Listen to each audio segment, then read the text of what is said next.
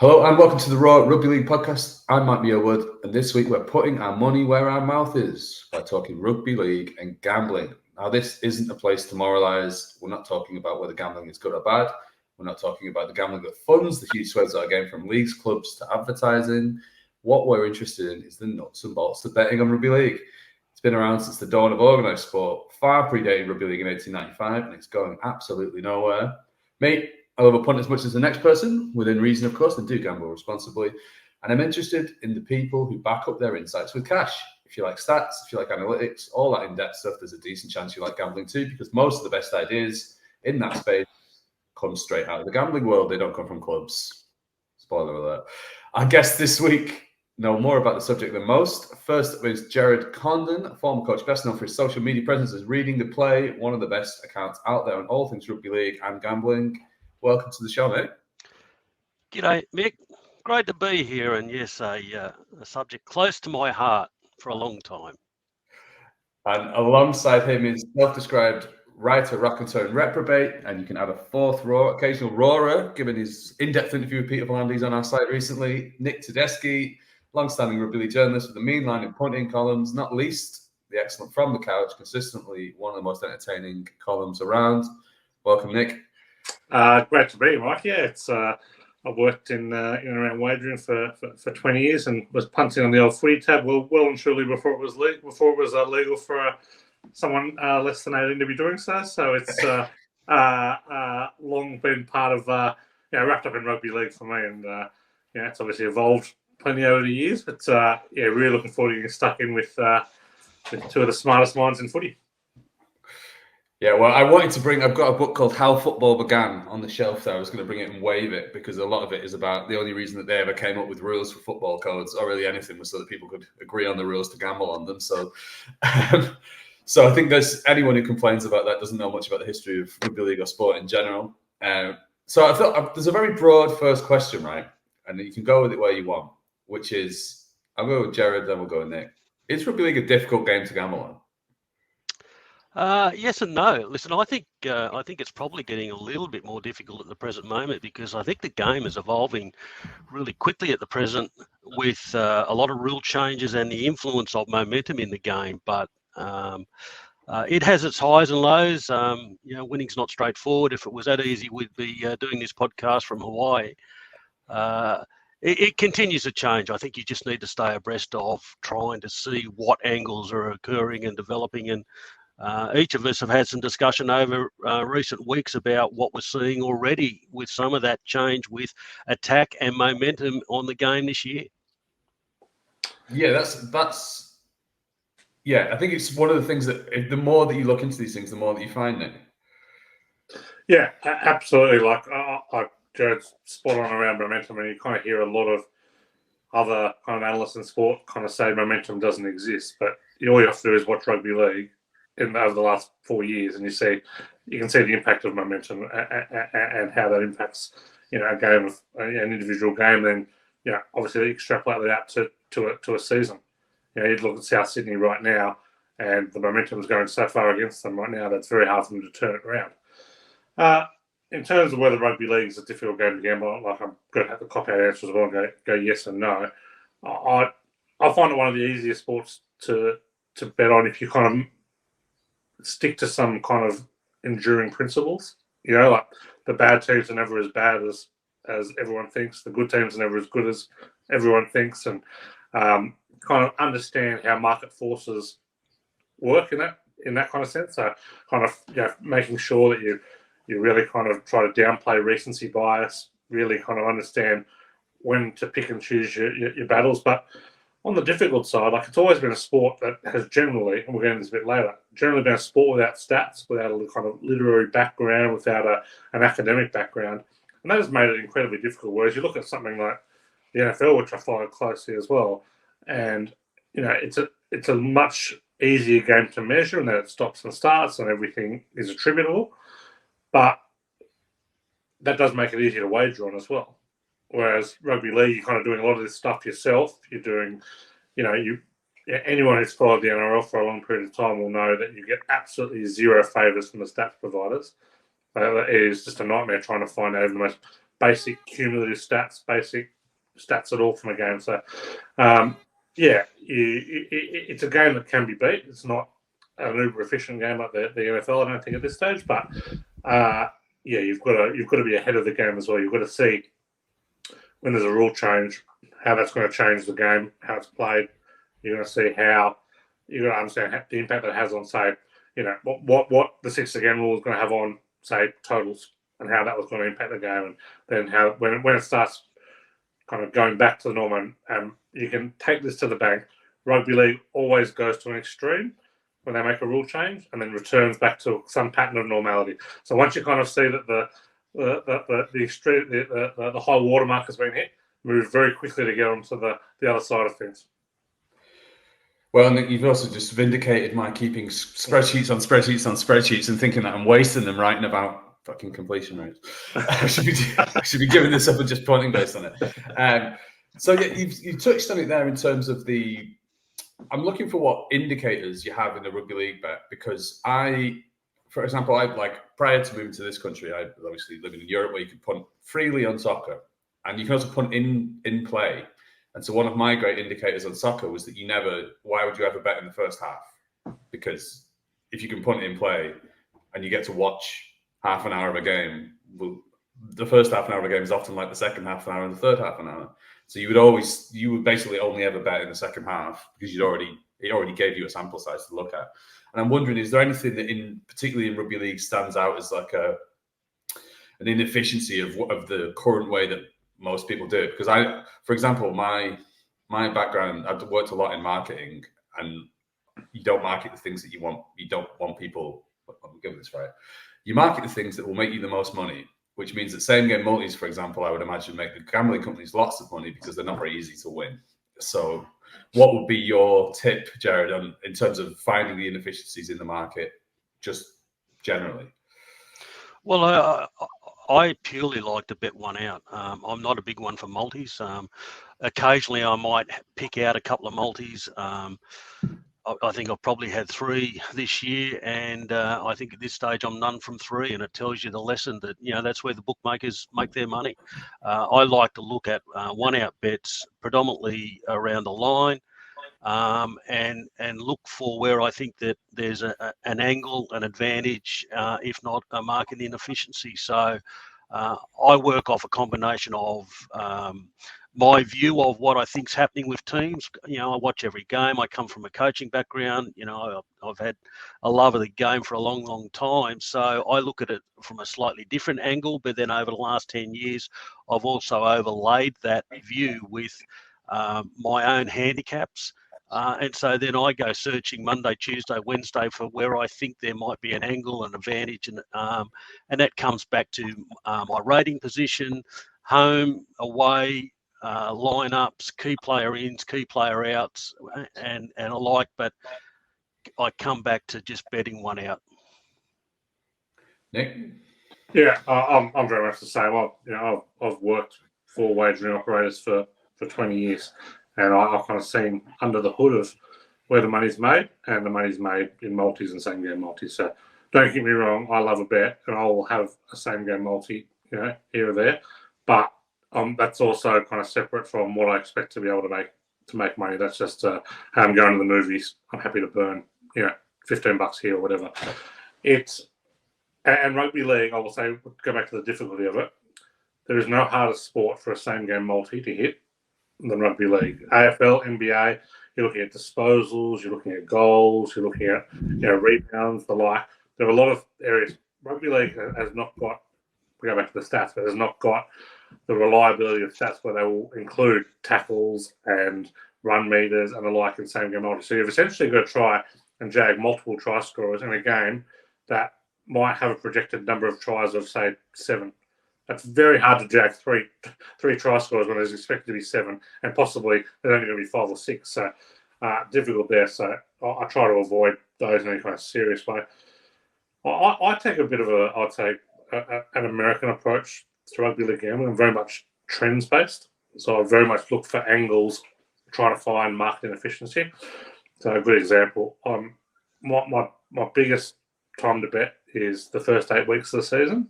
My biggest angle to bet is big home underdogs, and that's because of something I said earlier. Bad teams are never as bad as the market says, as the kind of general public says, I should say. Good teams are never as good, and that is particularly true at the start of the year when most rosters are healthy or as healthy as they're going to get. You're going to have more continuity now than you probably are going to have in the latter 2/3 of the season. And I really look for angles that have existed for long periods of time that transcend teams and looking for good situations to bet on teams. So, look, I had St George running second last this year. I tend to back St George every week this year. Like I've been on St George as a at the line and had head-to-head bets a lot this year, and their 3 wins have been very profitable from a PRT point of view. So I try to layer that in with, again, what I say. Like I'm with Gerard, I watch all 8 games a week.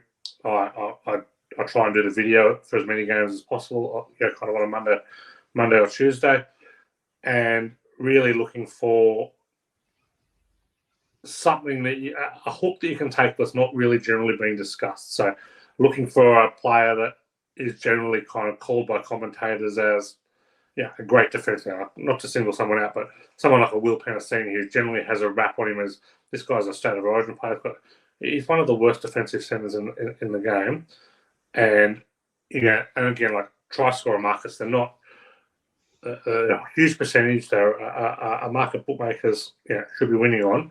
But if you can get a good matchup for an anytime try scorer, you can get huge value on that. And if you kind of see 2 or 3 different areas where players where poor defensive players, and then kind of go back. I keep try location data. Very simple stuff. Like it's not, I don't have the time to be kind of delving into each, put him into 10 lanes. Just do teams create tries out the left, the middle, or the right.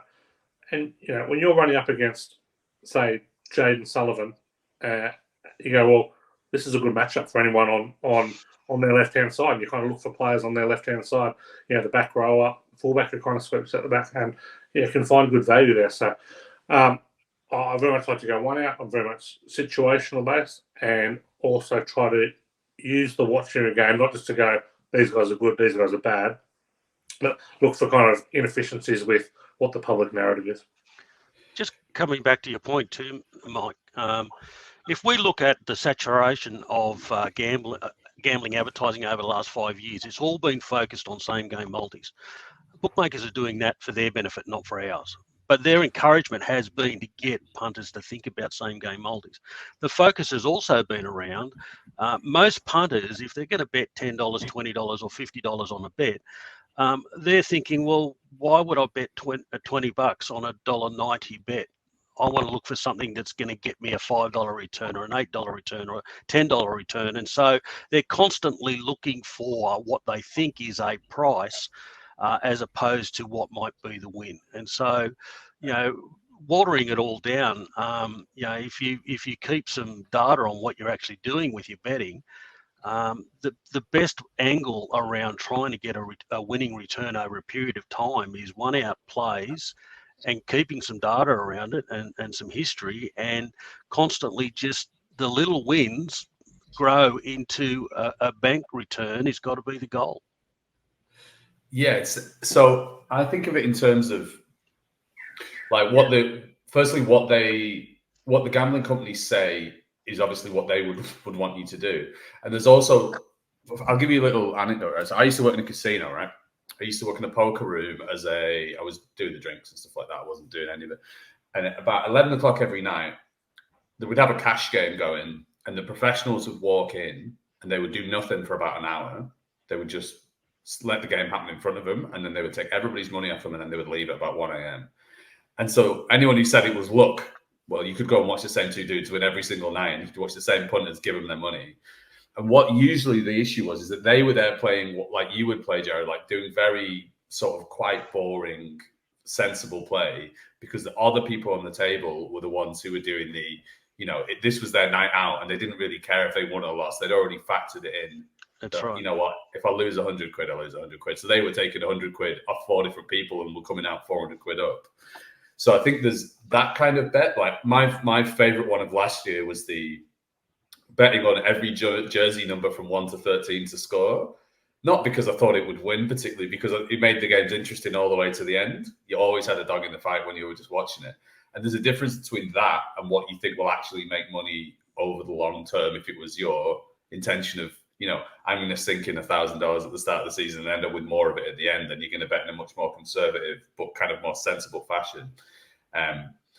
There's probably a piece in that in terms of the I don't know, what's the opposite of the wisdom of crowds, right? Because if people are unaware of this, when the bookies set odds, they'll set what their probability says is going to happen, and then they factor in the margin. So I guess a lot of what you're talking about there in terms of the one-out betting is trying to work out where the rest of the punters' money is and where that inefficiency lies as a result, right? To a degree, I'm more around where I think the right angle and matchup might be out of line, and where I think the advantage or the disadvantage may be.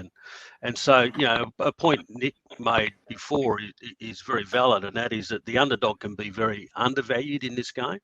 And recency bias has a big influence on the market setters of, winding out a line. And I guess a great example of that last weekend was the Raiders. And the Titans, the Titans ended up with a 10-point start. Well, they got beaten golden point time. Another angle to that too is that the Raiders have such a horrible record as a home favourite, let alone a home favourite at a big line. So, factoring in those sorts of angles. Now, I didn't touch the game. I actually thought there were points in the game. It didn't get as high as I wanted. But, looking for those sorts of angles, I'm not necessarily chasing where I think the market might end up or where all the punters are going to go. I'm more looking at my own position. So you mentioned that. So the Raiders are an interesting one. That's a good leaping point off, because the Raiders this year's a bit different, but I've called them the chameleons for a long time because I don't think they have any particular play style. They don't particularly try and do anything. They just try and catch the punches of the opposition and make every game kind of rubbish to watch, which is why they won every game by less than 13, not less than the 13+ line last year, bar I think one. How much in rugby league is there a case of styles make fights, or is it a case of, we've had people on this podcast who would say that rugby league is all about the roster, it's all about cattle, and then other people, myself, who would say that most of it is about tactics and that you can make everybody looks good in the roster that they're in because of the tactics that they play. So Nick, do you think there's an element of that where a team like Canberra would be quite difficult to bet on because they're kind of just always negating the opposition, whereas a team where like Cronulla, for example, exactly how they're going to play every single week, offers a kind of an easier thing to follow and track? Yeah, it's interesting. So I don't put a lot into kind of maybe short-term styles against sides. It's more head coach against head coach and how they like to play the game. And so, it's very difficult now to kind of factor in what the West Tigers style is and what it's going to be. Whereas, when Ricky plays Des, you kind of know what the game's going to be like. Obviously, that's very much in the news this week, but they're going to be two coaches that are going to be defensive-minded, that they're going to want to scrap, that they're going to push the boundary as much as possible. But I was like Gerard, I kind of factored it into being an overs game, even knowing that.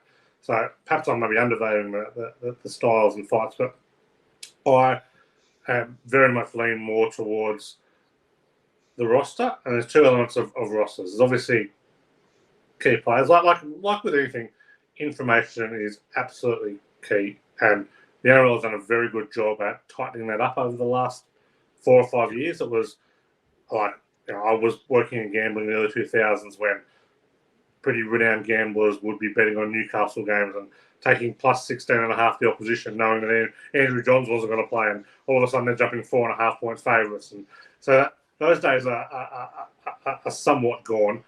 But you always want to kind of be mindful of that. When someone like, for example, Kalen Ponga, if he comes out today, doesn't play on the weekend, Canterbury will start favourites. It'll be pretty clear they'll start favourites. But it's factoring in two elements. It's continuity, and when there is a multiplication factor. This is how I like to factor in. If you lose a left centre, that's not great, but probably not a huge element. If you lose the left centre and the left winger, and then maybe a new left back rower, that's a whole side that's got to start kind of working together. And then I'm really looking at angles around. That's where they can be exploited, and then factoring that in significantly. as well as just the star player factor.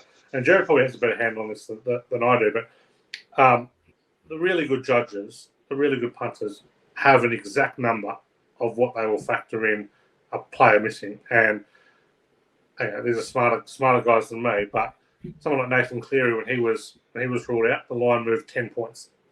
So in that first week when he was the laid out, so I would say that his number is 10.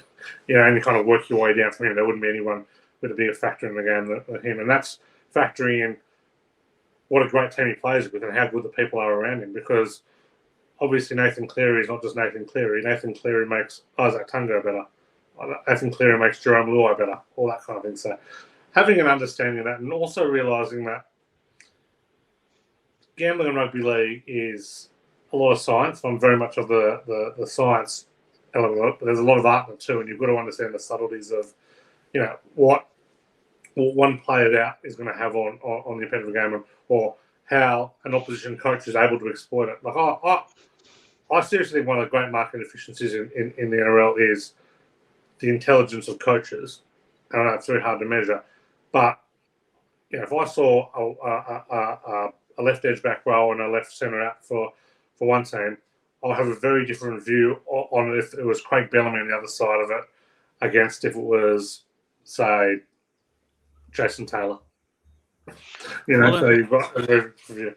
And a perfect example of that, Nick, was last weekend. If you look at the Dragons, and I think Flanagan's a very sharp coach tactically and with his men. And the Tigers had some matchup issues on both edges. Now Sullivan got given a bath in the trials. Well, the Tigers moved into the opposite edge. Yet the Dragons wanted to play down their left edge on particular setups, and Sewer ended up with an easy walk-through try. Coming back to your earlier point, though, Mike, I'm a huge believer around coach and tactics and the quality of coaches, and it's been my view for the last 25 years, having been around a few dressing sheds and a lot of coaches and quality coaches that went on to coach first grade, and in my opinion a number of coaches that went on to coach first grade that weren't quality coaches, that if we've got 17 coaches, I would suggest that in my view there's probably 5 or 6 that I really rate highly, and there are 5 or 6 who I just don't rate at all. And I think a lot down the bottom are sheep. And they're all about following the current trend and the current tactics, but also then trying to build a roster around that probably make them look better than they are.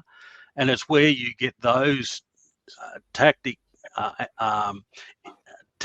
matched up against each other that you see a real discrepancy. But and I think at times at the moment, with some of this focus on depth of attack, that's also showing up some of these coaches that just actually don't know how to defend that and or try and play that. That's a great point, Gerard, as well, that you make there as well. I'm fully with you in terms of the quality of coaches, and I think you can really tell a good coach from a bad coach by the good coaches will adapt their styles for the roster they've got. The bad coaches will make their roster play their style. Look at Craig Bellamy. Look at the evolution of the Storm from the early Billy Slater years where they could score at will to very much defensive focus to now a team that for the last couple of years been very much attacking focus as well with all their attacking weapons. He has evolved his style, whereas kind of you contrast that with someone who's been in the game a long time, like a Ricky Stewart. And I don't think Ricky Stewart's in the bottom tier of coaches, but I think he is very much a guy who follows certain things and doesn't change his style, and will put players in bad spots by dogmatically sticking to a style. And I think that kind of change is really key to analysing a good coach. Maybe just quickly touching on a couple of them, I personally think right now Bellamy is struggling with some of the change in the game, and watching what they've done over the last the last 4 or 5 weeks.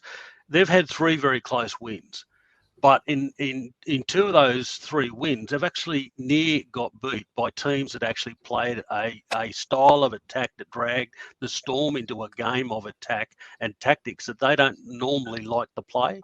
And I think if you look at Bellamy's press conferences, he's really struggling with some of that change in the game at the moment. And does he need to move and change tactically how he's going to play with attack? If we look at, what's unfolded, in my opinion, at the Broncos over the last couple of years, and, you've interviewed Lee Breers before, Mike, I think tactically he is very, very clever and very responsible for a lot of what's happening behind the Broncos at the present moment. If we look at the Eagles, I think Seabold has evolved what he's trying to do with attack, and that's to their advantage. But it's certainly not working for them on the defensive side of the game. You raise a point about the Raiders. Listen, I find them a real enigma under Ricky, but I have started to notice over the last couple of weeks, somebody's influencing what they're trying to do in attack, and I think in a really positive way, and it may well open up where they go this season. So it's a very interesting watch there with what the Raiders are doing. Well, I don't want to big up the Raw Rugby League podcast, but since we're speaking on it, I think you could listen to our previous episodes and you get a good idea who might have a go at their attack, given that the current top scorers in the New South Wales Cup are the Canberra Raiders. And I'll leave it at that. But yeah, I think so. What you've mentioned there, I think is interesting, especially with Bellamy, because I've long thought that his plan, the reason it was so effective is because the joking thing that commentators say about like the kicking license, or this guy's got the license to do that. I think that's how he plays, and he's always had the top 4 guys in his roster will be told to do whatever they want, and the rest are just fill-ins, and that's why they were so resilient against injuries, against suspensions. And I wonder now that when everybody attacks as a unit, or the good teams anyway, all attack as a unit with less influence on individuals, that his plan, which is very dependent on individuals, starts to look a bit like there isn't as much of a plan, if that makes any sense. So if you look, you could drop out, Braden Trindle from Cronulla, but they're still going to attack in exactly the same way. You could drop out, Nathan Cleary from Penrith. They're still going to go about their game model exactly the same way. But does that work as well if you've got Jonah Pezzett instead of Cameron Munster? Probably not. So I think that's maybe it. But I would back Bellamy to come up with a solution to it, because he always has in the past. And I wonder with Ricky and this is a lesser extent Wayne Bennett as well, where they've always had good assistants. So Ricky's stayed in the game so long because he's constantly churning through guys, and he's smart enough to listen to the person sat next to him, whereas other people who I think have less longevity, shall we say, in the NRL, it's because they think that they're right and nobody else can tell them anything wrong. Whereas, Ricky, at least, I think he very much does listen to people. So you kind of moved there to there was an element of predictive stuff, this is where I'm sort of interested, where these things meet. You'd be surprised because in other sports, for example, in soccer, which is kind of my background alongside rugby league, every single gambling person has a model, because you have unexpected goals, you have all this stuff, and you can read stuff that's happening beneath the results to predict what's going to happen in the future, because every team plays in a statistically identifiable way. You can say, Man City, you're going to have this many passes or whatever. They're going to try and control the ball, whereas Atletico Madrid are not going to try and control the ball. They're going to try and do something else. Rugby league doesn't really have that. Now, I can tell you that certain clubs do have that. That's how they build their analytics. And you can work out probably for yourself which ones they are. Again, you could listen to back episodes of this podcast and work out which ones they are. But that's something which rugby league doesn't really talk about. And I think that the gambling companies will definitely have it. And I think that the clubs have got it. And it's something that we, the punters, the people who are outside of this, could really do to factor in, because, I've made sort of predictive models in the past. We've got other people making expected points, for example. Is this something that rugby league is just behind on, that we haven't quite caught up to the rest of the punting world? Because I know this exists in baseball, basketball, AFL, soccer, NFL, all this stuff. People are doing this, and we just aren't quite at that level, right? Yeah. Well, I think one of the biggest issues is the availability of quality data. If you look at what's available for the EPL or for NFL in particular, like Nick, I love the NFL and have been an avid follower for the last 15 years. The availability of data even going back 10 years ago for the NFL is just absolutely outstanding. You can get lost in it for days every week looking at the upcoming matchups. We don't have that availability of data now. There's been a few people independently have led that charge. A good friend, the rugby league eye test. He does an outstanding job of what he does with data, and Mick, you've been down that path yourself. I mean, we just don't have access to enough quality insight of data. And then we also have this farcical situation at the moment where we also have two data feeds to the public that are never the same. Just look at last weekend, was there actually 6 against for the Raiders, or was it 8, or was it 7? I mean, we've got conflict everywhere. Does Joey Manu make 390 something meters or 360 meters? Yeah. Depends where you read your stats from. But when you're betting on this stuff, it's huge, and that's exactly the point. I think there's the lack of integrity with data, and some of it is so easily solved that it just drives me absolutely bonkers. Like 6 against, this is not a subjective judgmental case as to do you count a meter from the advantage line, or do you count from when they touch the ball? Do you only count positive? Yeah, all that kind of stuff.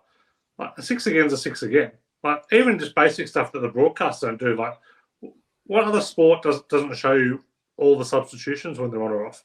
Like it's absolutely crazy on that front. So that makes it very difficult to even do like a simple, like an NBA kind of plus minus to see which players, particularly forwards, have a huge impact on a game. So very hard to keep your own data unless you're prepared, like the Rugby League eye test or yourself, to put a lot of time into actually doing it. And you really have to do it. There's also the Rugby League just does not have an academic background in it, and there is a resistance towards it. Like we go back to the big league days, but I know one of the clubs that certainly uses the analytics is the Roosters. I've spoken to Trent Robertson at length about it. Back when big league existed, writing a piece on it, and they were very much at the forefront then. But I don't know for certain now who doesn't use it, but I reckon I could do that to a few coaches and know why they don't use it, and very much is that the old Moneyball kind of situation. I hate using that term, but the scouts in Moneyball just like, well, we know better. We've been around the game forever. The same kind of people who say you don't deserve an opinion because you've never played the game are the same kind of people who aren't using these analytics when they're available. So that's certainly an issue from a punting point of view. Though, like you need to have some base as to what you look for in a game, and to see the story under the story. Like the final scoreline is irrelevant. When I look at the big thing for me when I'm looking at kind of season to season change is how did you go in lucky games? 1-score games are essentially lucky games. Doesn't matter how they end up. I factor them all in as luck. You're going to win some, you're going to lose some, and over a period of time, you're going to win 50% of close games. This whole Raiders can't finish a game that existed 4 or 5 years ago. Well, then they seem to win every close game last year. So it's always going to kind of come back to the mean on that front. And to me, that's the best indicator as to whether a team is good or bad, the base they're truly starting from at the start of the year. So, sorry, Joe, go on. One of the good things that Peter V'landys did and has done with Racing New South Wales over the last 10 years is accessible to data and an influence from within Racing New South Wales of specialists that looked at the intelligence behind a race and how a race was run and all of those sorts of things. We can only hope that overlay of influence now starts to unfold with rugby league, and that we get greater access now to data and data points and that the public does. And if gambling is going to be such a huge influence moving forward, and the game is also taking point of consumption taxes off all of that, and we're looking to break into overseas markets, then it's got to be about greater access to data, especially if we're going into the US. If the US and the general public, if not the professional punters in the US, are so used to the quality of data that they get for NFL, that if they're going to start considering rugby league, they want to get access to good quality data and information, the backgrounds, everything that they're looking at as a game. It's not just about viewers enjoying the sport. And the amount of money the game leaves on the floor right now, based on not having reliable stats. You look at the AFL, NBA, same game multi-betting and betting on player props makes up a huge portion of that. Betting on player props makes up, well and truly over 50% of NBA betting per game. Yeah, we Rugby League essentially doesn't have that. They'll have these group meter markets and tackle markets, and they'll kind of exist on the kind of periphery for the true desperados. But you go and open up any NBA game, and there is LeBron 25 plus points, 30 plus points, double, all these different things. We are leaving so much money on the floor, and if we think we're going to make a red cent, when I say we, the NRL, Rugby League going to make a red cent in Vegas, it's not going to be online and head-to-head betting. Like it is going to be on player props. It is going to be essentially heroing players, and we don't do that at the moment. And we're the only sport in the world that doesn't do that at the moment. So I just don't understand. Yeah, I'm hoping, like Gerard said, that Peter Lee's that bigger fish to fry, and that we will one day get to this. But there is a resistance in the NRL for some reason to kind of develop a proper stats base and kind of data that's freely available to the public. It's hard now to find the top 10 leaders in handling errors this year. And on the official broadcast, on the official organisation site. So that, which is insane. That's not hard. That shouldn't be hard when you look at, the NBA side, and they've got, they've got pages for the advanced stats that exist at the moment. So, nuts for one. Yeah, somebody will make a lot of money one day on the rugby league equivalent of FBref, where you can just look up any soccer stat you want, and it's publicly available. And I'm continually, like, the amount of time that I spend on making my own spreadsheets, thinking that this is just me replicating FBref, and then even like the idea that Rugby League Project is run by willing enthusiasts, like just to find out who's played and how many games has someone played, or how many times have these guys played together. Like, that is literally done on spit and good intentions by people who like the game. Like, who I'm sure the three of us personally know several of these people. You'd be like, that shouldn't be possible. That it's just I don't know what I would do without it. And this is like a core tenet for rugby league enthusiasts like ourselves, who kind of have built livings around betting and writing about it. And these guys just do it for the goodness of their heart. Yep. Well, and there's two particular. Well, there's probably five, but there's one particular website that hosts all of the historical data of every game, every venue, and blah blah blah, and they're lovers of the game, and they've reached out many times to NRL for support and some income so that they could even do it better. And they've just been left in the wilderness. I mean, we shoot ourselves in the foot with this sort of stuff. And you're 100% right, Mike. I mean, when somebody actually puts some funding behind this properly and builds it the right way and has a minimal subscription but broad-based appeal to the public, I mean, it'll be all in. So we've touched on Vegas there, and I did have a question about it, because this is something that factors in, is like that we think, or sort of, when I say we, I mean sort of the NRL, we think that we can just go to America, have this product that happens at a different time zone to all their other gambling products, and people will love it.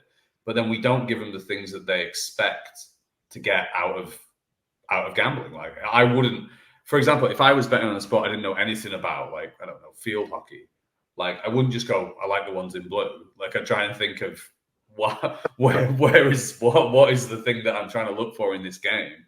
And we're kind of asking Americans to do that without going, okay, Nathan Cleary, he's really good. Jaden Ockenbaugh, less so. Like, we're not really giving them any parameters on which to bet. And I think it's a fundamental misunderstanding of how Americans, A, see sport, and B, see gambling, because we in Australia we've never really picked that up. I feel like it's slightly different in the UK. I feel like there's more depth to it in the UK because we exist in the soccer ecosystem. We are an adjunct of soccer, which is very, people do look at the data a lot more. But I feel like is this an Australian problem that we need to adapt to the American market if we're going to make that a serious thing that we do going forwards? Oh, I think most definitely. I think credit to Peter V'landys that, there's a 5-year plan. He's very, very smart with what he's done with the resurrection of the game, and we're into our best ever year, it would appear that's got to be part of the building blocks and pieces that go into year 2, year 3, year 4 as they try and expand that development into the US. And if we end up with a US-based game, as there appears to be discussions in the background about a 10-team franchise and the mechanics of that will also help influence that. And again, that will need to be led by quality data and information and access and marketing. So I'll just thought of something there. There's a good example for this, right? So at the moment, the main people who are doing this stats-based stuff, which is myself, who's a journalist, this is literally my job to do this, Rugby League Eye Test, who has access to data, and data is his job. And that's 2 people, basically, who are doing this relatively, and I am essentially an enthusiast who likes this angle of rugby league, so I do it. And I'm also, as you can tell, not from here. So when IMG took over all this sort of Super League stuff in the UK, they basically gave access to the data, which they always had in the back end because it's the same provider as the NRL, Stats Perform. And they just put it on the Match Centre. And within, what are we on, round 8 of Super League, you have Hull FC stats, Cast Tigers stats, Leeds Rhinos stats, all these individual people who have taken access to that data and started making stuff out of it because they can just access it for free now, which they never got. And I think why we hide this data from our own people for reasons that I don't understand, because it's one thing me going to the Bulldogs and saying, can I speak to your analyst? They're going to say no because they don't want Cronulla and Parramatta to know what they're doing. Fair enough. It's an arms race at that level. But there's no reason why Bulldogs fans couldn't access real basic data and do whatever they wanted with it. And we can't do that unless you're like me, who's got professional interest in being different to the other people in the market, or if you're someone who already knows how to make that data work for you in a different way, which is a real niche skill that not everybody has. And I wonder, is that something that when we look at punting, like there is, I wonder to what extent do the gambling people who are obviously involved in rugby league on a high sponsorship level don't want people to have access to this data because that's something that makes gambling a lot easier? Yeah, I don't know. I don't understand why they wouldn't want people to have access to this data, because you're going to get people come reach different conclusions. It's not going to reduce overall margin for bookmakers. Like a lot of people aren't going to look at it. But what I don't understand is, I'm going back to your last question, is gambling the way into Vegas? I would say no. I would say it's going to be a fundamental building block, but I would say fantasy sports and Supercoach are much more likely to be able to drive interest there. And we've got a whole ecosystem now of it, and you just can't get all these stats and data. Like, you think of what has come out of NFL fantasy over the last 15 years. That is now just used in the game to analyse players, to break down who's a contributor, who's not a contributor. All this stuff very much came out of gambling, daily fantasy, and fantasy. And now it's kind of in the what was once kind of the ugly stepkid is now very much kind of front and center of the dinner table, and we just don't see that. I don't understand why not. I remember having a meeting with David Gallup around making publicly available player stats when he was boss in 2008, and was just so resistant to just like, well, no, we've got a provider. This is what they do. They can choose to do with it what they want. And I just think when it comes to contracts with the providers, it's just got to be, we're making this stuff public. Like, every sport is rushing to make as much data publicly available as possible. And it kind of goes back. It reminds me a little bit of when they would blackout games in local markets because the ground wasn't filled. And you're kind of cutting off your nose to spite your face, because who's going to go to a game in the future if they can't ever see their team play? So it's the old chicken and the egg thing. But just give people the data, let people get into it and find their own angle into the sport, because not everyone is going to want to watch 8 games a week like we do. Not everyone is going to want to punt on 8 games a week like some of us do. Some people view it purely through a Supercoach lens. Some people view it purely through their own team's lens, but they want to know everything about their team, and they can't at the moment, and it hurts the game. I think the other angle to that is this Supercoach follower too, because they're avid followers of the game. They're avid supporters of the game, and if they're getting hooked into Supercoach, forget gambling. The more quality data that is available to them, when I know so many parents who have kids who are 13, 14, 15, 16, and the father and son or the father and daughter absolutely love doing the Supercoach together and following all of that sort of stuff. Well, we're breeding the next generation of followers and supporters to the game, but we're only providing them with 50 or 60% of the data that should be available. And the more that we make access to all of that to the general public, it's going to have such a flow-on effect in every area. I should mention this is obviously the Raw is owned by PlayUp, who operate Draft Stars, which you can go and play, which is the fantasy. Where fantasy and gambling meet, because I used to have to write the column about it. And but yeah, that is a thing that exists in America already through DraftKings and on even I think DraftStars actually is an American brand that we operate here. I've never got to when you read the Sydney Morning Herald, you can say 9, the owner of this masthead. I've never actually got to do that for the Raw, but there you go. But that's something that is like that is monetized Supercoach, right? And if you look at I don't know how the Daily Telegraph works, right? Don't work for the Daily Telegraph. But if you go on their website when there's a game on, you don't get a live blog of the game, you get a live blog of the Supercoach. So they clearly think that that's where the money is for their Supercoach product. And somebody at some point will monetize that. And that could be the next level of gambling on rugby league, is saying, that Supercoach thing that you love, we'll put $100 on it as well. Yeah, and like they have certainly done that in the past in terms of betting on over/under players' Supercoach points. Until the NRL outlawed it. So, so there's a lot of short-sightedness going on because those are 100%. Like I know people who are significantly younger than me who fret over their Supercoach team and will look at these stats and delve into the numbers and couldn't tell you who was on top of the table, couldn't tell you a single betting line for the weekend, couldn't tell you who was in or out, but would know that, wouldn't know if Nathan Cleary was in or out because he's not on their team, but could soon tell you that Blake Taft's out, so now they've got to go get Connor Tracy or someone to replace them. So, yeah, they're important people. They are very much to Jared's point, who we should be building around. Well, and if right now we're 7 weeks into the season and we have some of the highest rating numbers ever for television and viewers and some of the highest supporter numbers at ground with multiple sellouts every weekend, surely that tells you how big the audience is for this information. Yeah, it seems to me a non-starter. Like, it should be the sort of thing that comes, especially because those people are younger people. Old people already know that rugby league exists and have largely decided whether they're going to watch it, attend it, whatever before.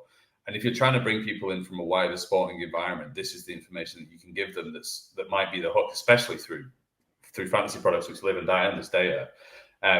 You mentioned that this time of year, round 7 that we're at now, Nick, you said before that you think this is a good time to gamble, whereas I think the opposite. I think the end of the year, because I like a bit more of a multi into several different teams. I think when the results are very easy to predict, that's when you can find your value in it, because at the moment the game's very volatile, and I guess we can come onto rugby league as a volatile sport to bet on because of the salary cap stuff. It's quite close, whereas I think it gets less volatile as the year goes on. So I guess question one is when is the best time of year to gamble, and second question maybe is, when is rugby league actually that volatile compared to, say, soccer, where you've got 3 options, obviously with the draw being a big option, or NFL where you can see teams and stuff like that? I'm interested to know where you think it sits on that kind of spectrum. Yeah, I think well, to your point, I completely agree. Rugby league is a lot easier. The teams is much easier to figure out at the end of the year, which is why I like betting at the start of the year, because there is more volatility. I kind of figure I've got an edge at the start of the year because I've invested more time into this. Whereas kind of by the end of the year, everyone's kind of on a similar wavelength in terms of who's good and who's bad. So, and like I said, like you look at the NRL compared to, like, say, the AFL. In the AFL, the worst team a year might win one game, they're going to get flogged the whole head. NRL, the worst team seems to win at worst 4 games, most 6 games, probably cover 10 games. Yeah, I've had far too many bets on St George Illawarra over the last few years for my own personal liking, but yeah, it's the right thing to do. Particularly at this time of year.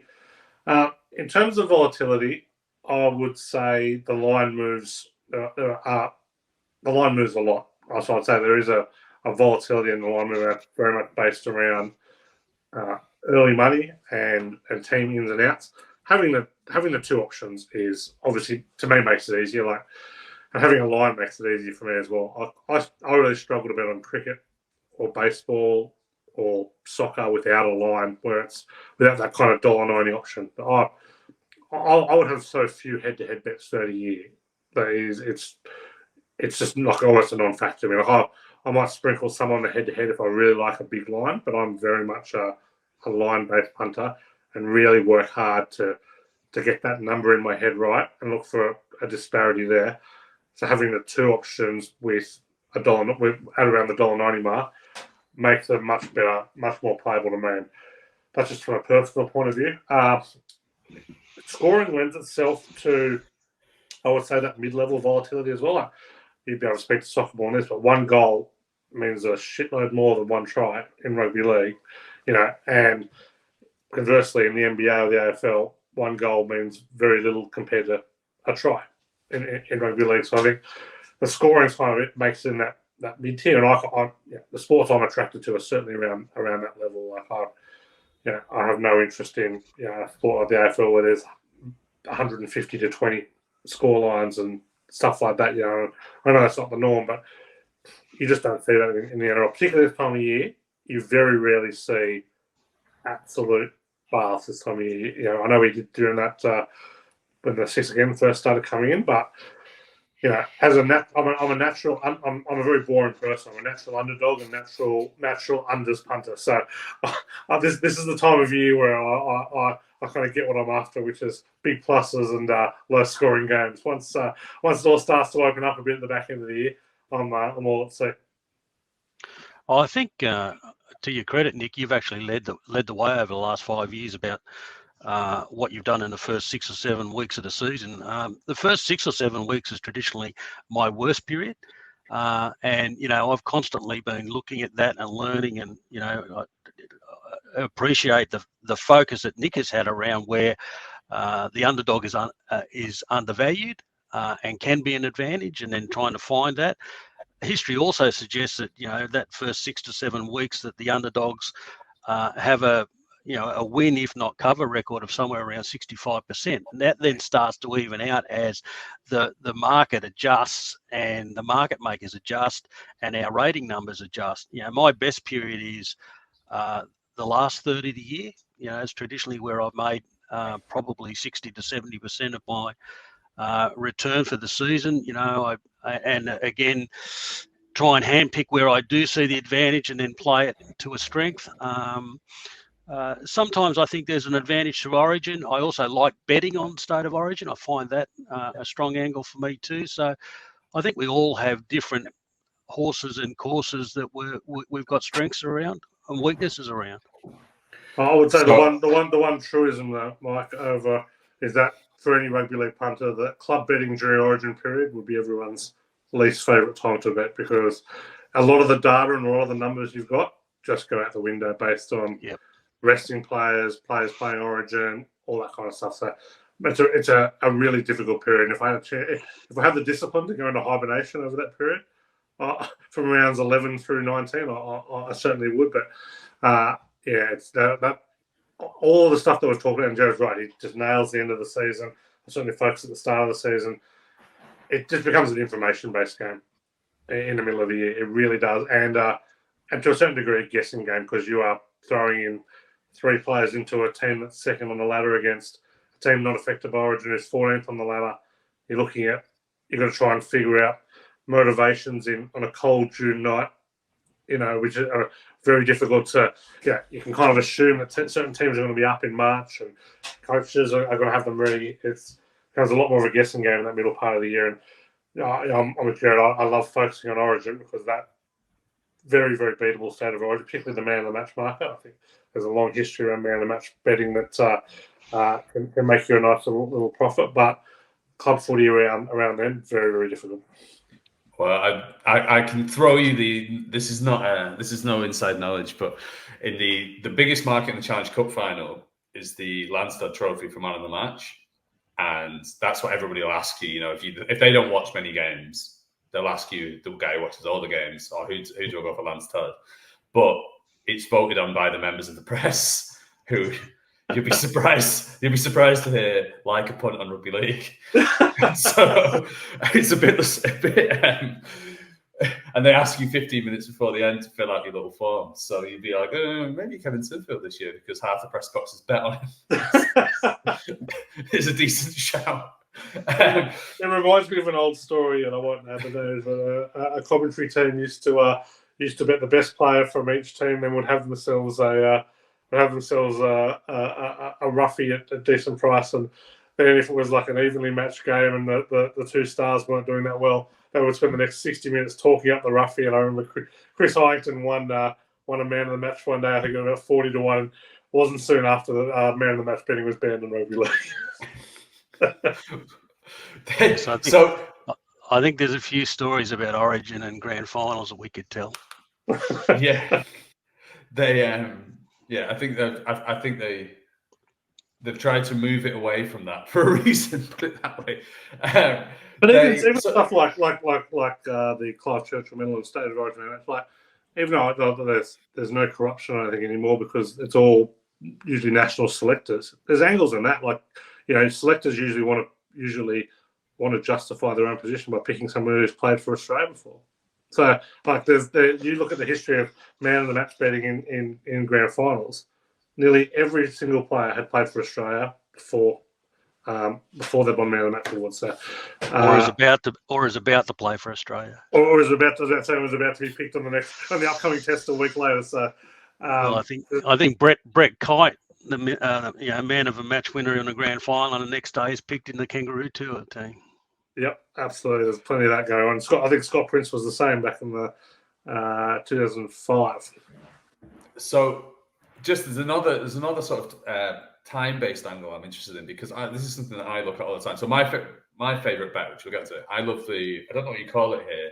You call it a Saturday Yankee in England, which is when you pick, like, say there's 6 games in the Premier League. You do 6, and you do it as, you know, you bet all the ones, all the twos, all the combinations. I think it's a 5 here is a Yankee, but you can do it. We just call it for whatever size it is. Yep. And you basically back in that you'll get 6 out of 8. Or, you know, 5 out of 6 or whatever. And then if you hit 6 out of 8, pretty much you'll win your money back. And then so, but so you can either do this on Monday morning when you haven't seen any teams and you get wild lines everywhere, or you can do it on, you know, 5 minutes before kickoff on Thursday night, in which you know kind of the most that you're going to be able to know. Are you in favor of trying to do the early week where the market is the most volatile and therefore can move into your position? Or, I guess this is a question about whether you think the team is that important, based on, you know, in a round like this where there's not going to be 20 Origin outs, just a regular kind of week, nobody's resting. Is it a bet on Monday morning when the market's a bit more wide, or is it better the final moment on Thursday evening before, when you know the most that you can possibly know?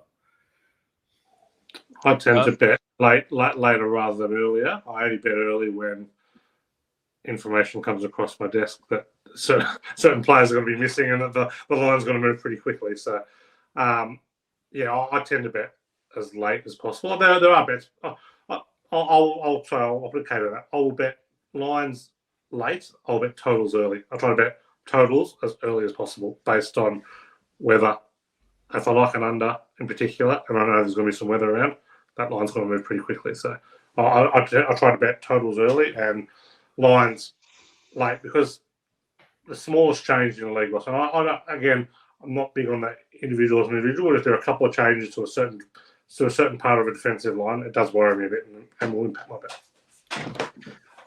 I do my initial first draft around lunchtime Monday, and I'll look for where there might be an advantage, and then there may be plays on a Monday or before lunchtime Tuesday. But the team lists at the present moment, I'm finding, have such an influence then on what my final numbers are going to be. And I think at the moment we're just seeing so many more injuries and laid outs. So I'm drifting a lot more to, something Monday, something Tuesday, and then midweek, and looking at where the final lists are. Another angle that's always been successful for me in the past too has been major line moves. The line talks. If the market's moving it's moving for a particular reason, and followers of that can be very profitable. So I'm going to end this on. So there's two. I like to think of tabloid questions at the end, right? Which I just want your good stories. I want your favorite NRL bet ever. I can give you. This isn't mine, but I can give you that my first ever bet was Carlos Tevez to score, West Ham to stay up when they relegated Sheffield United, and it turned out he shouldn't have been allowed to play. I thought, this is the universe talking. He is gonna. Soccer fans, that's going to come. That'll pull some emotional strings from about 2000. It must have been when I turned 18, so 2007. Maybe it was not quite 18. So, what's your favorite? The favorite sort of bet you've ever put on the NRL? Go, Gerard. Listen, I've got two to talk about. One was a big loser and one was a big winner. I mean, the Storm, when they beat and absolutely flogged the Cowboys in grand final a number of years ago, and Cameron Smith was an absolute standout. I had been backing the Storm for literally 4 or 5 months, and I just kept troweling the money on week after week, month after month. I just thought they were an absolute standout, and I went into that Sunday grand final just so confident that they would win and win comfortably, and that was just a fantastic result for me.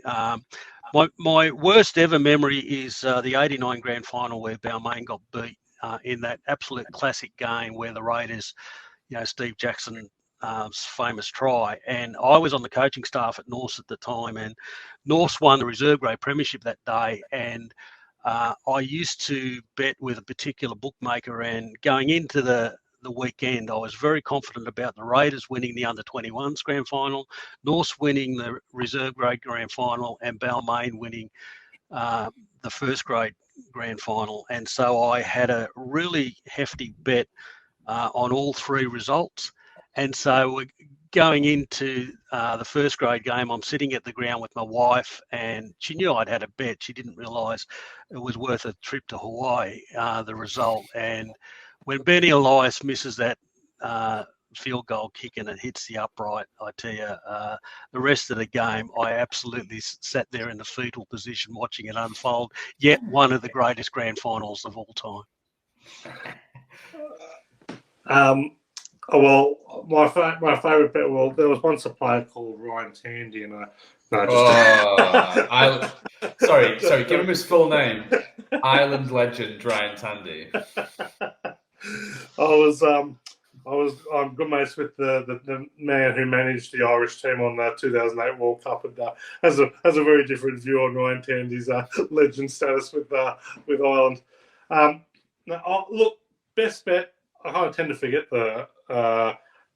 the good wins. I backed the Storm for a lot of years, and I was with Gerard for a lot of those years. But the story that's really I want to tell is not my favourite NRL bet ever, the worst bet of the best bet and the worst ending that you've ever had. This is Scott Van Pelt, bad beats here.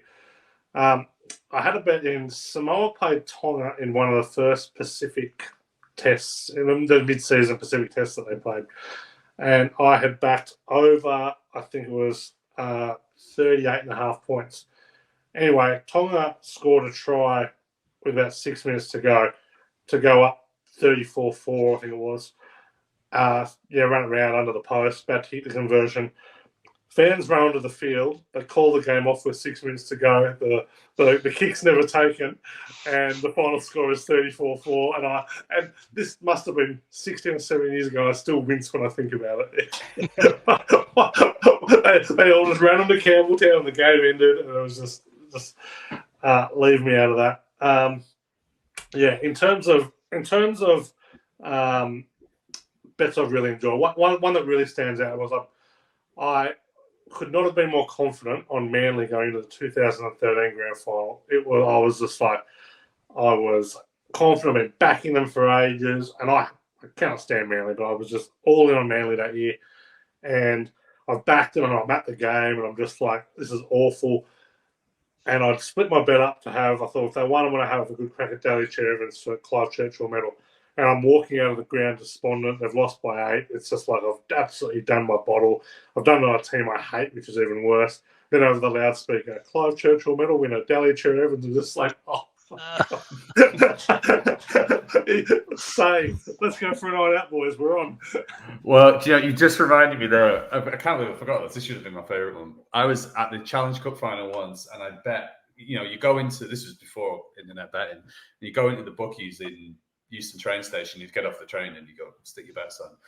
I can't remember what I put on the game. I think it was one of the ones that Warrington won. Anyway, I put on an ACCA on every game in the Premier League, and I'm going out, didn't win my bets on the Rugby League, and then somebody starts jumping up and down, and it was because Aaron Lennon had scored a 97th minute winner for Spurs, and I had put in my football ACCA that I had on the same day, which I'd only put on because I was in the bookies anyway.